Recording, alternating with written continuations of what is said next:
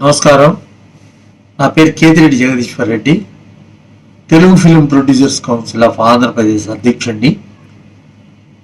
నేడు నన్ను ఎంతో కలిచివేసిన ఒక సంఘటన, అదే అగ్రదర్శకుడైనటువంటి తెలుగు తమిళ్లో ఎన్నో హిట్ చిత్రాలకు దర్శకత్వం వహించిన భారతరాజా గారి మరణం.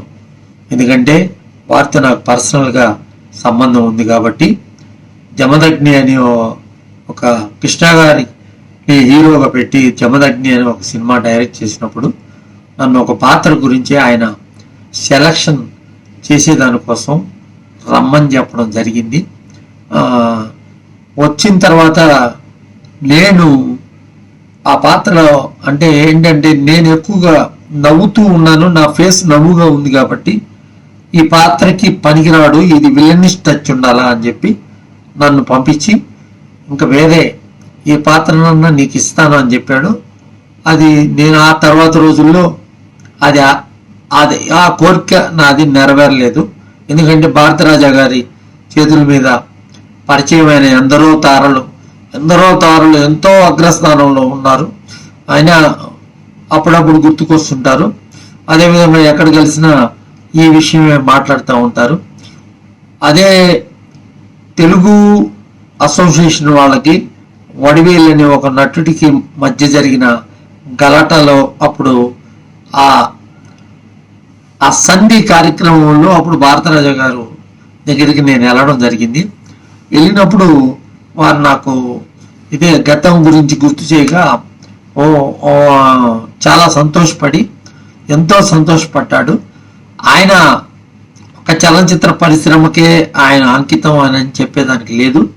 ఎందరో సాంకేతిక నిపుణుల్ని, ఇళ్ళరాజా లాంటి వాళ్ళందరిని కూడా వాళ్ళ ఊరు నుంచి తీసుకొచ్చారు.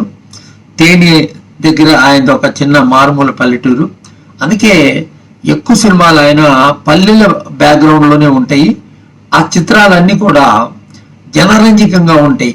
విలేజ్ అట్మాస్ఫియర్, విలేజ్ బేస్తో ఉన్న సినిమాలే ఉంటాయి. కాబట్టి ఏంటంటే ఆ సినిమాలు అందుకే అంత బాగా హిట్ అయినాయని చెప్పొచ్చు. కులాలకి మతాలకి అతీతంగా లవ్ స్టోరీలు అవన్నీ కూడా. అప్పుడెప్పుడో జూలీ వచ్చింది, ఆ తర్వాత మళ్ళా సీతాకోకచిలుక సలంగని తమిళ్లో రిలీజ్ అయింది, సూపర్ హిట్ అయింది. ఎందరో తారల్ని మన తెలుగు వాళ్ళని ఎక్కువగా సుధాకర్ని అయితే ఇతర వీళ్ళందరినీ కూడా చలనచిత్ర పరిశ్రమ పరిచయం చేసిన ఘనత ఆయనకే దక్కిందని చెప్పవచ్చు. కాబట్టి ఆయన ఈ వడివేలు కూడా అప్పుడు రావడం జరిగింది. వచ్చినప్పుడు అది కొంచెం సంధి మార్గంలో నడిచినప్పుడు మేమిద్దరం మాటల సందర్భంగా మాట్లాడుకోవడం జరిగింది. అదేవిధంగా మురుగదాసు సంబంధించిన ఒక స్టోరీ వ్యవహారంలో తెలుగు రచయితకు సంబంధించిన దాంట్లో కూడా ఒక పంచాయతీ జరిగినప్పుడు కలవడం జరిగింది.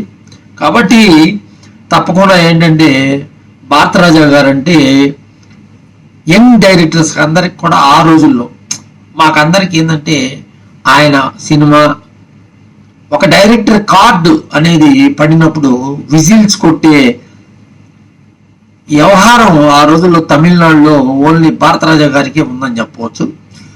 అట్లాంటి సినిమాలు లో బడ్జెట్లో తీసి సూపర్ హిట్ చేసిన ఘనత ఆయనకు ఉంది. వారి మరణం చిత్ర పరిశ్రమకు ఒక తీరని లోటు అని చెప్పవచ్చు.